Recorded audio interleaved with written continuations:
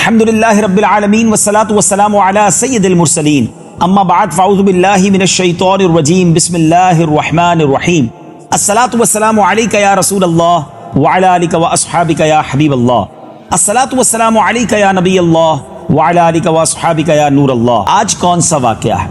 آج واقعی ایک امیزنگ ایسا واقعہ ہے جس کو سن کر اللہ کے عذاب سے، اللہ کے قہر اور غضب سے ہمیں ڈرنا چاہیے۔ میرے رب کا جب غضب نازل ہوتا ہے، قہر نازل ہوتا ہے، عذاب نازل ہوتا ہے تو پھر کوئی اس کے آگے ٹھہر نہیں سکتا۔ حضرت سیدنا داؤد علیہ نبینا علیہ السلام کی قوم کے 70,000 آدمی عقبہ کے پاس سمندر کے کنارے ایلا نامی گاؤں میں رہتے تھے۔ عقبہ ایک علاقہ تھا اور ایلا ایک چھوٹا سا گاؤں جو سمندر کے کنارے تھا۔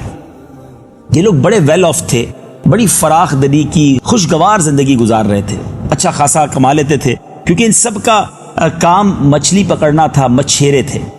اللہ تعالیٰ نے ان لوگوں کا امتحان اس طرح لیا کہ سنیچر والے دن، سیٹرڈے والے دن مچھلی کا شکار ان لوگوں پر حرام قرار دے دیا اور ہفتے کے باقی دنوں میں ان کے لیے شکار حلال تھا۔ مگر کمال یہ ہوتا تھا کہ ہفتے کے روز دوسرے دنوں کے مقابلے میں مچھلی زیادہ آتی تھی۔ اب انہیں دیکھ کر للچاتے تھے، جی بڑا چاہتا تھا مگر کر کچھ نہیں پاتے تھے۔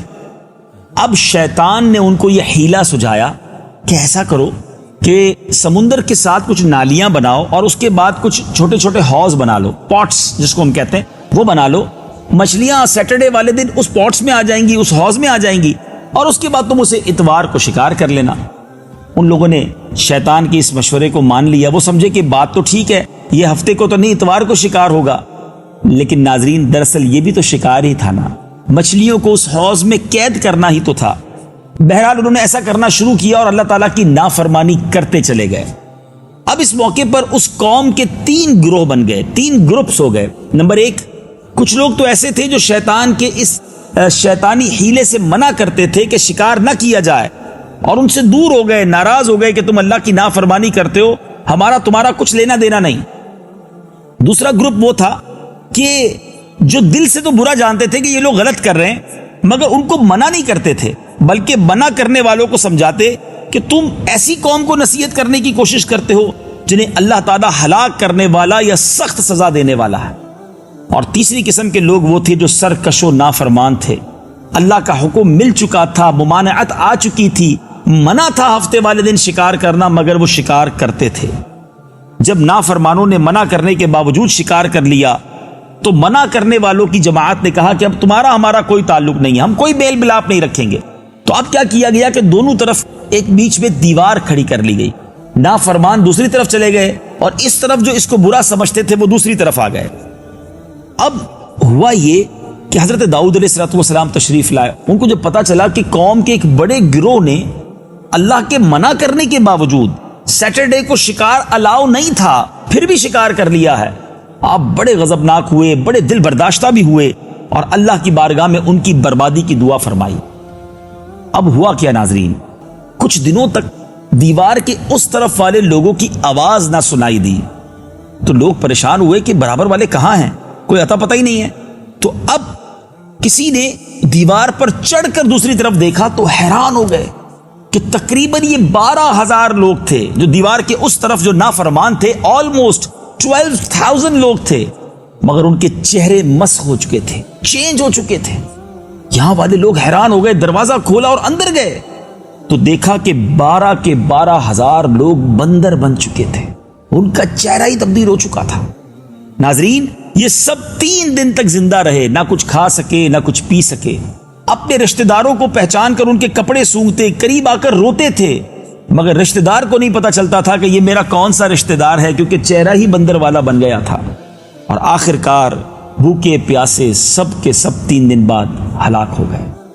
اس واقعے کو قرآن نے بیان کیا ہے اور قرآن کے یہ الفاظ ڈرا دینے کے لیے کافی ہیں۔ قرآن کہتا ہے کونو قردۃ خاسئین، اللہ نے کیا فرمایا، ہم نے ان سے کہا دھتکارے ہوئے بندر ہو جاؤ، اور وہ سب کے سب ان کے چہرے تبدیل ہو گئے۔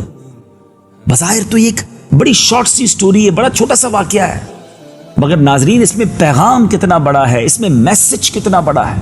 اس قوم نے کیا کیا تھا؟ بتائیے نا، اس قوم نے اللہ کے ایک فرمان کو نہیں مانا، ایک دن شکار کرنا منع تھا، اس قوم نے شکار کر لیا۔ مگر سوال یہ ہے کہ جو قوم ایک اللہ کا حکم نہ مانے، بنی اسرائیل کی ان اقوام پر اللہ کا عذاب آ جایا کرتا تھا، ان کے چہرے بدل جایا کرتے تھے۔ مگر آج میں اور آپ سوچیں کہ ہم کتنی نافرمانیاں کرتے ہیں۔ آج کون سی برائی ہے جو ہمارے معاشرے میں نہیں ہے؟ اس قوم نے تو ایک بات نہ مانی نا۔ آج میں اور آپ اپنے بارے میں سوچیں کہ صبح سے لے کر شام تک ہم اپنے رب عز و جل کی کتنی نافرمانیاں کرتے ہیں، لیکن ہم پر عذاب نازل نہیں ہوتا۔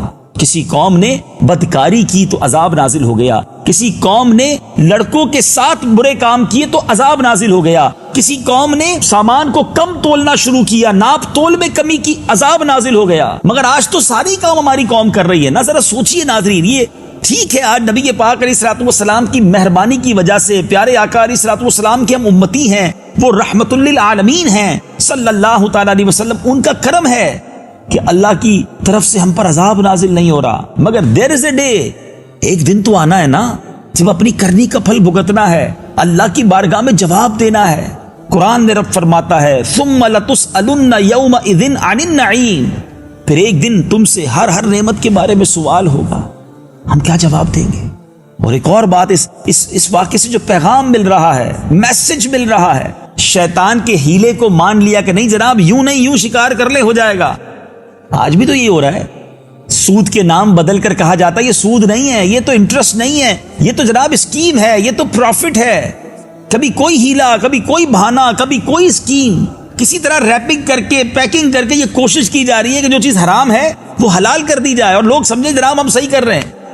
ایسا نہ کریں، کان ادھر سے پکڑیں یا ادھر سے پکڑیں، بات ایک ہی ہے، ہمیں غلط کام سے بچنا ہے، ہمیں حرام روزی سے بچنا ہے۔ قیامت کے دن اگر ذلیل کر دیا گیا، رسوا کر دیا گیا، عذاب میں مبتلا کر دیا گیا، ہم کدھر جائیں گے؟ جو میرے نصیب میں ہے وہ مل کر رہے گا۔ انتظار تو کیجئے، حلال پر شکر تو کیجئے۔ اللہ قرآن میں فرماتا ہے لَإِن شَكَرْتُمْ لَأَزِيدَنَّكُمْ، تم میرا شکر ادا کرو میں تمہیں اور عطا کروں گا۔ ہم شکر کرتے نہیں ہیں، شکوے کرتے ہیں، حرام کی طرف چلے جاتے ہیں۔ ارے شکر گزار بن جاؤ، اللہ اس تھوڑے میں بھی بڑی برکت ڈال دے گا، بڑا کرم فرما دے گا۔ ہمیں اپنی دعاؤں میں یاد رکھیے گا۔ اللہ تعالی ہم سب کی بے حساب مغفرت فرمائے۔ صلو علی الحبیب صلی اللہ تعالی علی محمد صلی اللہ علیہ وسلم۔